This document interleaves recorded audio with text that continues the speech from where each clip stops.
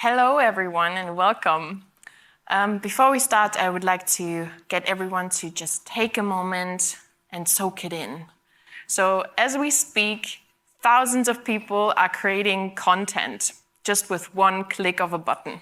So aren't we living in exciting times and maybe also scary times where people, like everyone, can create content, even your grandma or Uncle Bob, just like that.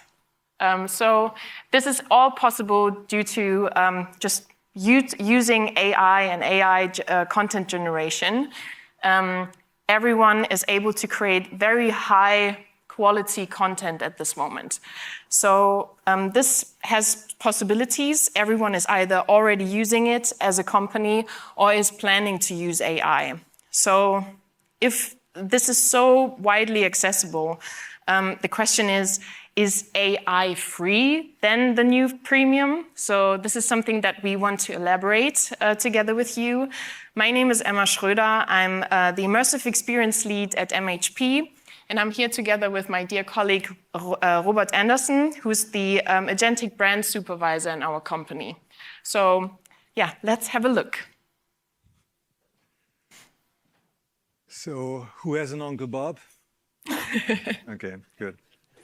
So we will talk about what's the new premium, and as Emma already said, it's like something which is probably in all of your reality, and all of you were asked how is it possible, and I come to the moment where it was like shocking first time for me. It was like March 2023, I think 2 years ago, that Pope Francis, God bless him, that he was like put in a Balenciaga puffer jacket.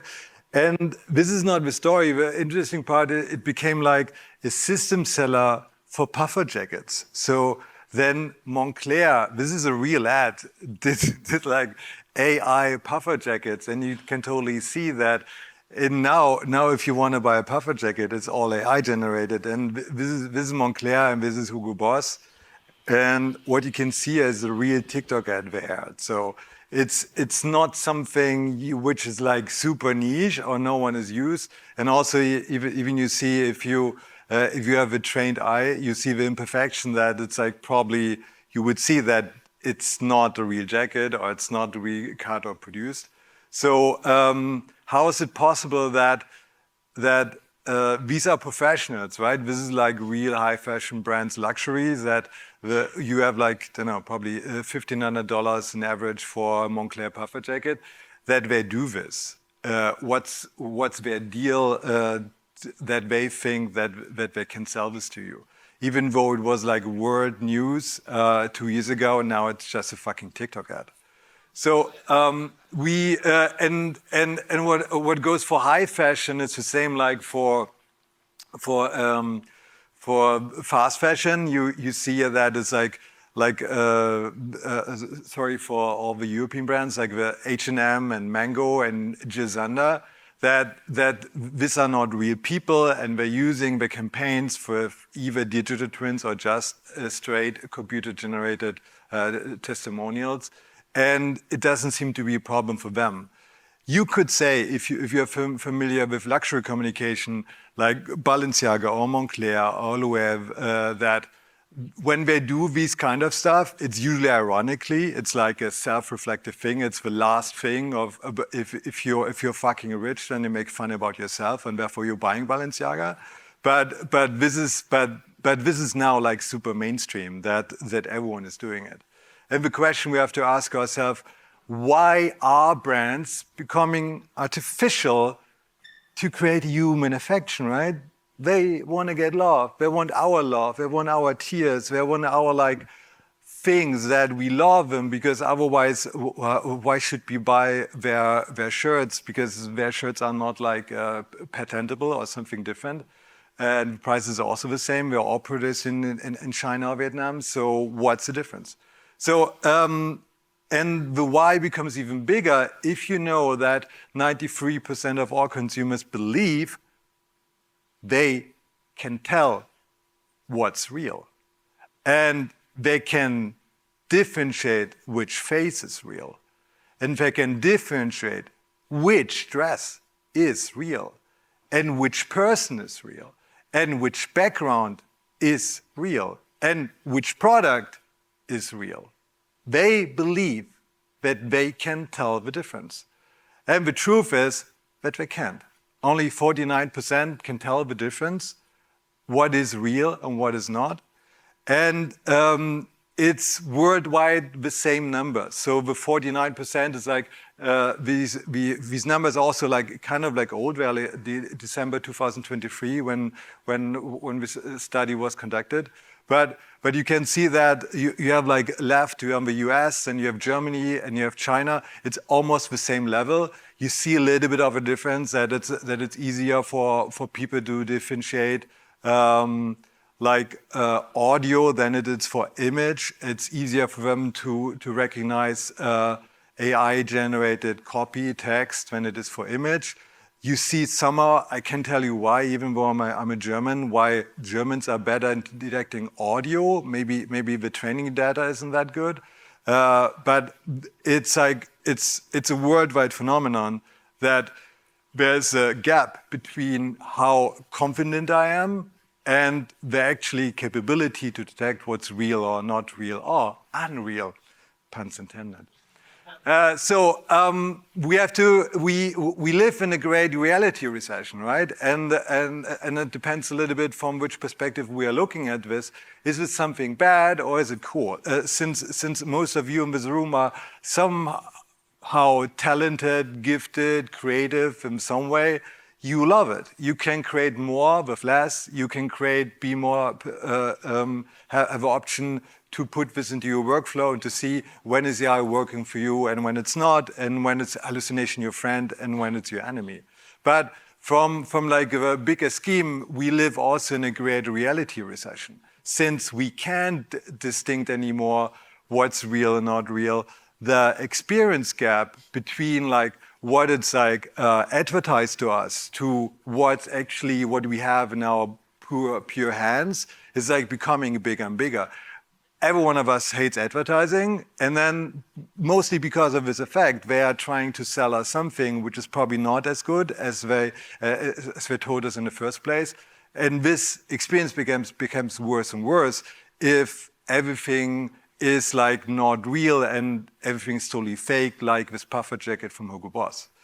And also maybe you already perceived and someone asked you, oh, can you AI this? Because my Uncle Bob can. Can you AI this too?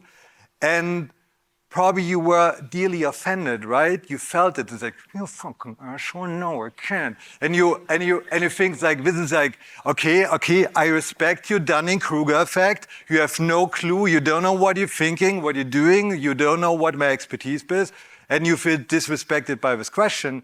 But it's a real question. People ask themselves, oh, can you AI this? And you probably saw all the headlines with Duolingo and with Microsoft and other people who say they are AI first, and this means that they only hire new people if you can make a proof point that not the AI can do the same job. So it's kind of like has like a bad undertone if someone asks you. It's not about, oh, be more creative. It's like, dude, do it faster. Like this is like, is there an option to do this? And it is possible. I mean, so you see a simple trick. This is just Midjourney. It's like $8 a month. So each picture is probably worth like 5 cents.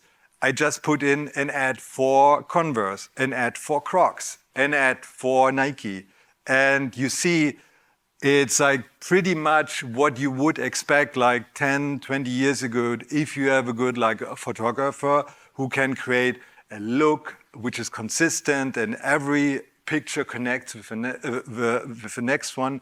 You can tell a story here like with this blurry thing in motion that we having fun. It's like a very candid thing to like a moment is captured and you're part of it together with brands. But if I use the same style reference as you see here in Midjourney, I can do it for every brand. So what does it mean anymore if I can just copy it from brand to brand, and if all the knowledge of a photographer and all the looks and feel and emotion is now part of his simulation of his GenAI? And the same is also for other products. Like here, I use the same style reference for Tom Ford, Chanel, and Dior. And you see that it looks pretty gorgeous because the style references where IP adapter trained in is just like cool data, and it looks pretty good. If you look very precise, you see that on the lipstick, the Chanel is like not perfect, and it doesn't say Chanel, it's shiny. Yeah. But it's fine. It's like you can fix this later to create this look with a model, with a makeup artist. You're usually in like at least one shooting day, $30,000 plus model plus X. So it's like it's definitely cheaper to do this for in 5 seconds for 5 cents. And here the same thing. And the same thing also goes that the more you create in a moment, the more you even it out. This look doesn't mean things anymore. Tom Ford looks like Louis Vuitton, likes Dior, because it's the same style reference.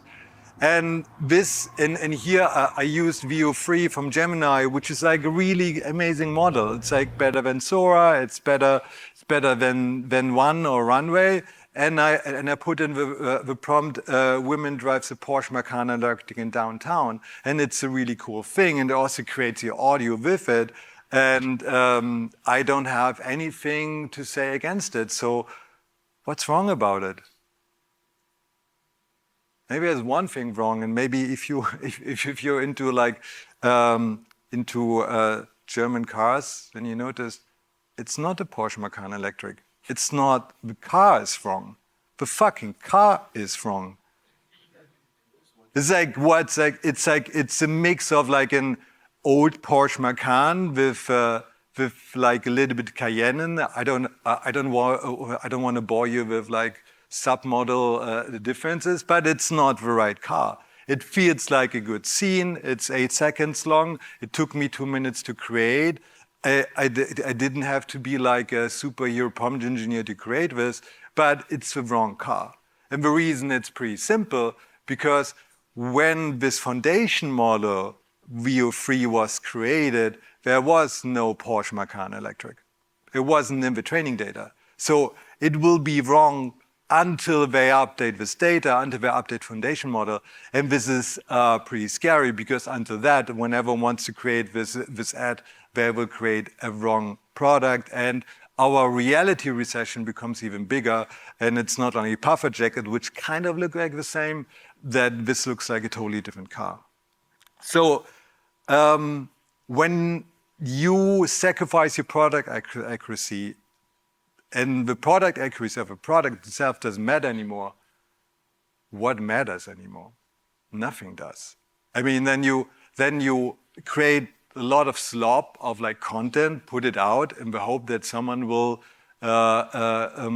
swallow the engagement bait, but that's it. So you distance yourself so much from any craftsmanship which is not about like premiumness, it's just about telling the pure truth. So this is the reason why our main work, and we work at the company who's like doing a lot of stuff for automotive brands, looks still like this.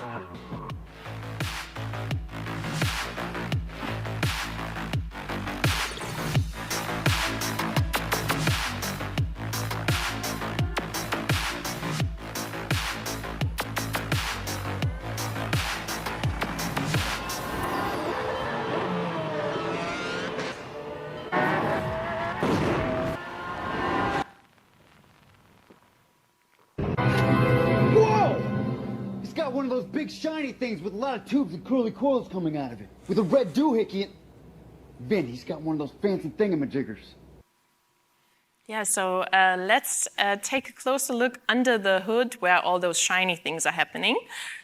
So everything that you've seen in that video that Robert just showed us is based on the Unreal Engine pipeline and development that we've done at MHP. So everything that you've seen is real-time rendering ready. And I would like to take you on a quick journey how everything is done, how we work at MHP, and how did we land where we're at the moment, and where are we going.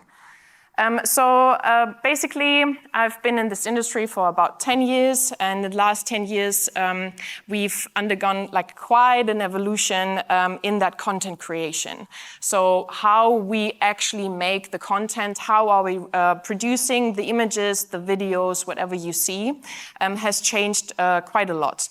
But everything that we had to focus on in the past was basically just about three things in general. It was always about the best possible visual quality that we could achieve. So how could we do that? It was all about interactivity. We wanted to kind of experience the product, interact with them, and also flexibility. Creating something like a pipeline, a platform that is flexible enough to basically be utilized for every different user or use case that we can think of. But for everything that we've done, there was always this one question that kind of drove us. When is good enough? So this is the main question that we always have to think about when creating things and when going through that evolution in content creation. So everything basically started with pre-renderings. This is something that we still do to this moment, which is creating images, taking time to create the best possible visual quality, this process is a bit slow. In general, this is always the benchmark. This was always the benchmark for visual quality. But the question is, if we talk about good, is it good enough? We have to think about, is it good enough if it takes so long to render those images, so long to render everything, the videos? If we think about a use case like a configurator, for example, where we need like content in real time, basically. So a lot of content has to be created as fast as possible. The answer would be maybe it's not good enough for that specific use case. So if we think about those use cases, we said, okay, then let's evolve in that subject. So the next step would be maybe a layered approach. So we kind of don't lose that visual quality. We create layers, all the car parts based on, or all the car parts are part of one specific layer. We have way more configuration depth, which is possible. We don't have to render every single image, which would be impossible. You can't create like a full image pre-rendered pipeline if we have to render billions of images at the same time. So this was way more flexible. We have very good quality, but still it takes long, and this is still 2D. This is just an image.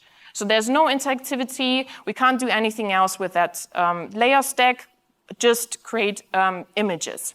So what's next? WebGL. How about WebGL?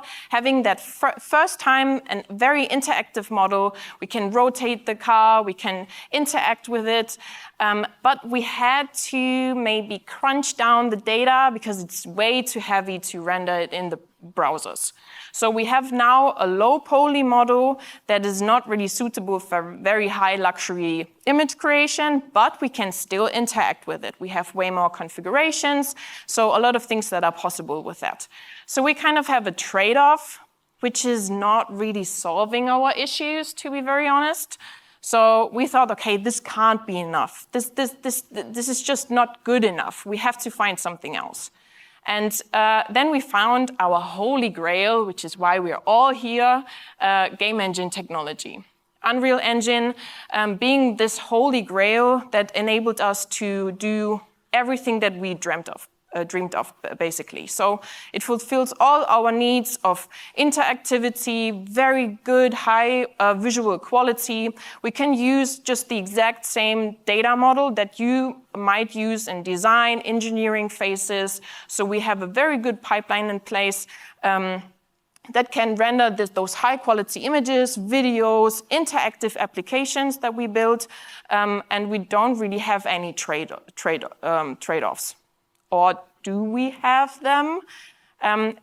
Basically, this solved a lot of things, and we were not just talking about is it possible, but rather when is it possible? When can we deploy it? When can we launch the things?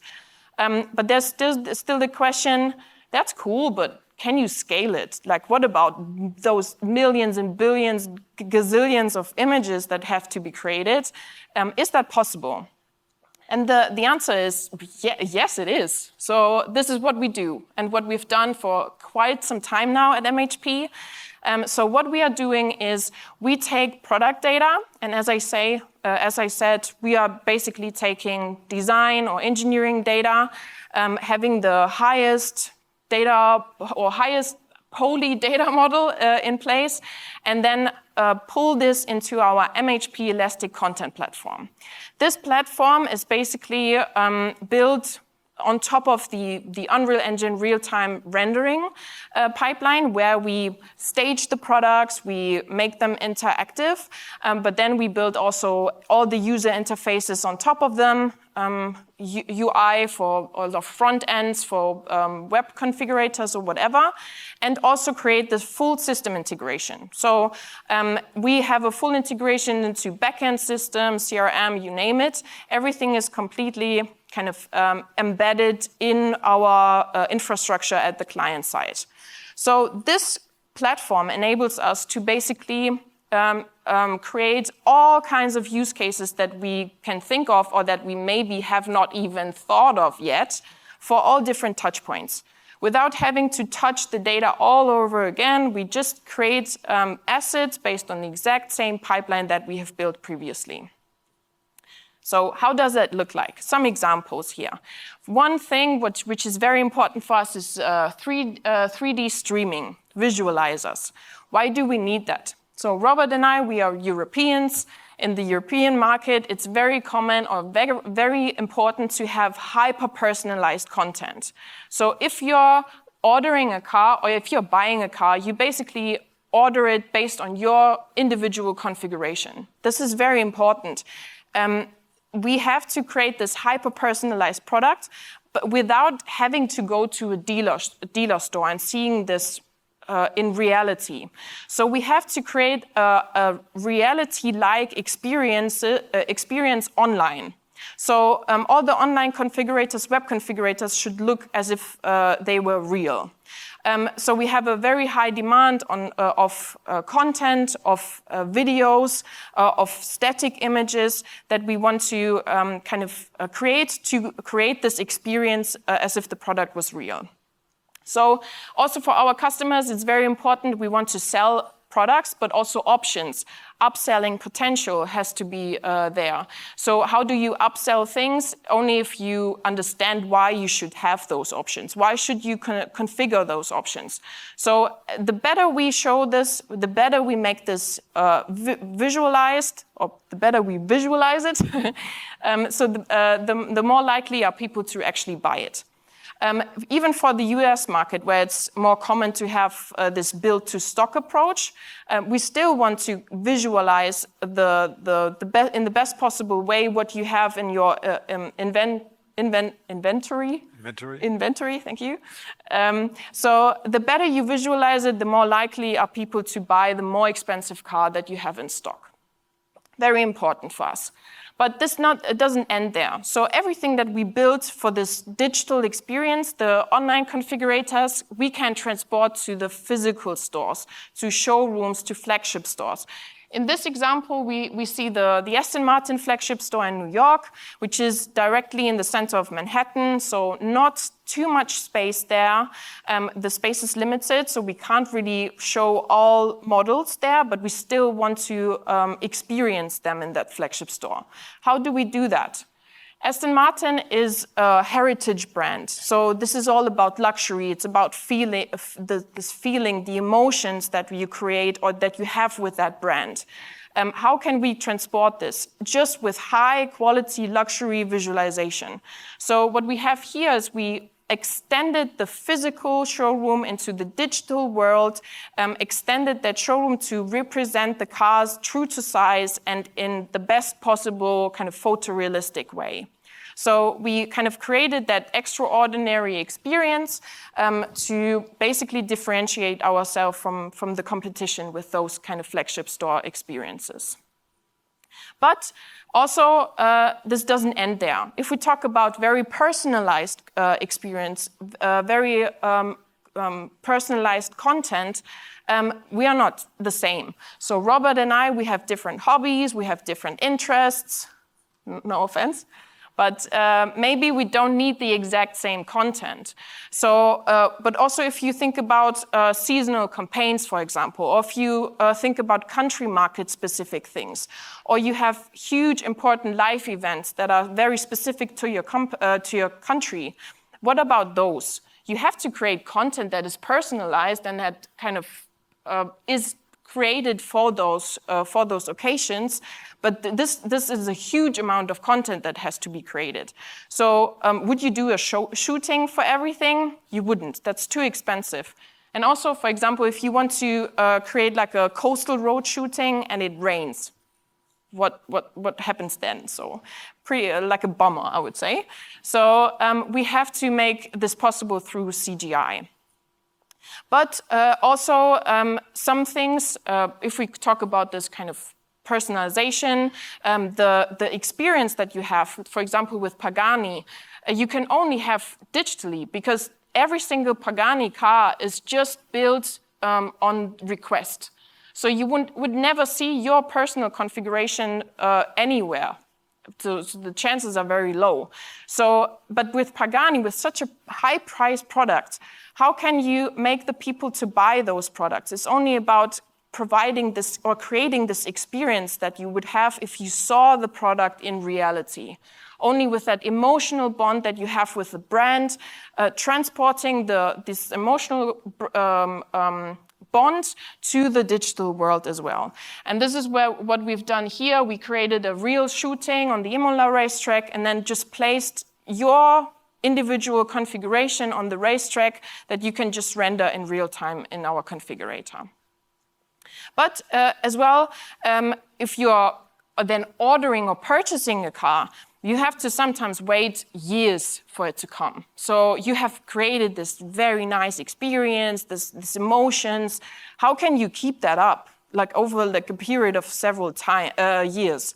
You have to maybe provide additional content to the customers, provide this emotional experience in a digital form through giveaways, for example, through personalized content that you create just based on your individual configuration.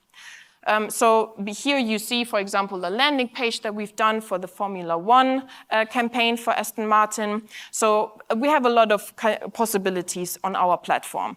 And again, we utilize just the exact same data that we use for any kind of other use case. But this doesn't end there. We not only have customer-facing use cases, we also have internal ones. So internal ones mean in the design and engineering process of automotive companies, usually you have to create clay models. Those clay models are very expensive. They are basically then thrown away. You can't reuse them anymore. So how can we make this process more efficient, more cost effective in the long term? We have to create a digital experience where you can just update your data as you go, as you design, as you engineer your products, visualize them on head-mounted devices or wherever you want to, and then you kind of create this benefit internally. Or in training purposes, you need expensive educational staff, you need all those facilities where you train your colleagues to either build something or repair something. Why don't you just create a guided tour where you can put on your headset and be guided through that kind of process that you would have on site as well. So as you see, quite a lot of use cases, quite a lot of things that we can create. And these are all kind of part of our platform, and these are just like a glimpse of everything that we can do. But again, if we then kind of put all of this effort in, ideally just once because of our platform, what comes next? Is that still, like, is it really good enough? Again, to our question, it's only good enough if it's really creating additional value in terms of KPIs. Are we creating economical benefits for our customers? And these are just some okay numbers, I would say, for the initial launch of the Aston Martin configurator that we had. So quite drastic increases in everything, traffic on the website, returning visitors in the configurator. So I think we have achieved what we claimed in the first place. So I've talked about our platform. I've talked about the MHP Elastic Content Platform, but I haven't touched AI yet. So as you see, we went through a very big evolution in our processes, in our kind of thoughts, but we now would like to dive a bit more into detail. How can we utilize AI in our platform and maybe have a good way to integrate it without sacrificing this product correctness that Robert also talked about, and utilizing everything that we have as a benefit in our platform with that big impact that AI has on the market. So let's talk a little bit and try to find the sweet spot. So what you see here is that what was like in the last 3 weeks was launched or at least announced by Google Gemini and also by OpenAI GPT that they are getting ready to let you shop through the chatbot, right? You love it. You couldn't wait. So now you can do it. So and this is their vision, and the numbers, the forecast for is that by 2025. 95% of all customer interactions will be somehow impacted by AI. So 19 people of 20 will somehow use a chatbot, use a Gemini, use a Claude, the Germans will use Mistral or something else. So, or your DeepSeek will use it somehow to find the best solution for them, which is probably a product that fits their lifestyle and also their budget. And as this is happening, we have to think about ourselves, like, is this then still the same kind of internet we are thinking about? Emma showed us a lot of configurations with options where I have like a very precise control about what I do, but this is not doable anymore if I just am someone like a text interface and talk to an AI, and I trust this AI at least as much as I trusted a Google search before. So probably I think about everything is real. So you don't have so many options actually. If you are first party contact and you have a touch point and people come to you and using your LLM, your large language model, your chatbot, you have like a direct customer contact, then you have a little bit more options. You can either bake your own foundation model, make it better. If this is a little bit expensive, you can make like, you can fine tune it. You can put like your customer data, your product data in like the right Porsche model and put it in there. You can also maybe use memory injections with a system prompt. You can also use like a RAG to have a retrieval augmentation. So just make this foundation model smarter to give them the information it didn't have in the moment when it was trained. So there are a lot of options, but if you are second party, if something comes through Gemini in your customer decision journey, you don't have so many options anymore.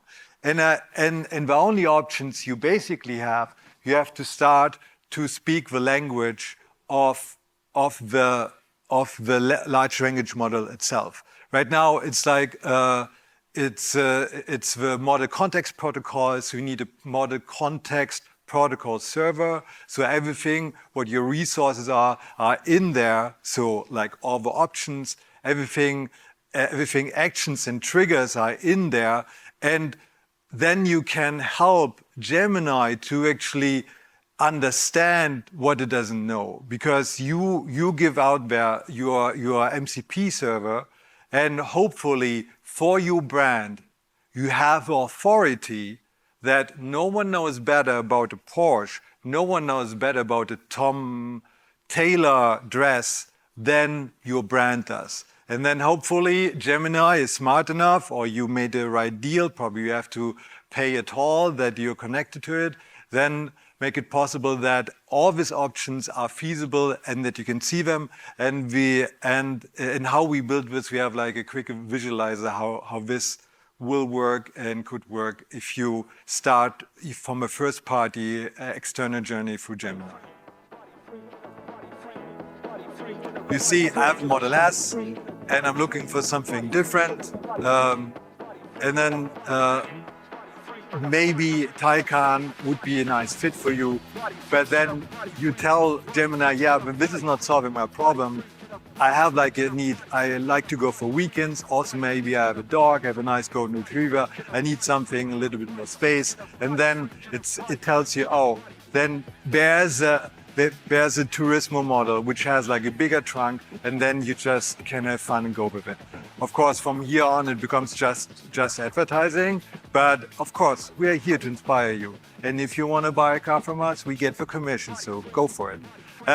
So you see that like from what was like a very clear like pressing button, clicking things, years of development of good user experience becomes just like more like an empathic thing about what do you know about your customer that you can make them the right recommendation? What are the right markers of a customer that your product is the right one? Because otherwise, why should you go for this or that model at all? And if you do this, this MCP server can also be adaptive for certain market needs. What you see is that the backplate is changing a little bit. This is a really low-hanging fruits for talking about market needs. Of course, we are way more complex. People have different needs and a bit in different cultures and lifestyle. And maybe you don't want to have a supercar. This is also fine. And you have a way less fragile male soul than I am. So I really want one, but maybe you are more stable than I am. so then you can have backplate generation as much as you want to. You see, like this is our original configuration system from our car configurator for Aston Martin, but it could also look like that, or it could be like more out in the field. It could be also that you're going some places, that you like being in the street, that you can also be more urban, and you can also connect this through humans, right? We want to be part of, like, belong to someone. Brands give you a belonging to a higher community. So since we don't have real people, we can still have synthetic people. So they can look like this, and also you can then combine with product accuracy of a product, which looks like pretty cool. And if you look like that guy, I think everything is cool in your life. And also, she doesn't have to show a middle finger. She can also show a different finger if you want. And so we can also, at the end, like cater this to just aspect ratios, certain channels. If it's about TikTok and 16:9, it could be like more having like a hookology in there, just showing a product and make it interesting. So coming back to our title, is AI free, a premium thing? I would say as long as your product accuracy doesn't matter, it is. Why should you do more than AI? But as soon as you think that people want to trust your product, also you have a new product. It's not like a sneaker which was already created for generations, like an Adidas Samba, which is the same for the last 20 years. Then you have a new product, then this is not an option anymore. You have to find at least one time, generate something with accuracy, with like the creating trust. using probably Unreal as like a good technical solutions to do this. But from that on, you can build, you connect things. You can also create your MCP server with your system like we do with a platform. If not, we can help you. But you can see there are a lot of options. So it's a nuanced answer, and it's not like a hot take. But in the great reality situation we live, I think we all have to take care about what's real and to create like not more distrust and to create accuracy. And therefore, it's all up to you to fight the slop together with us. So if there's no question, thank you very much. Thanks for taking the time. Thank you very much.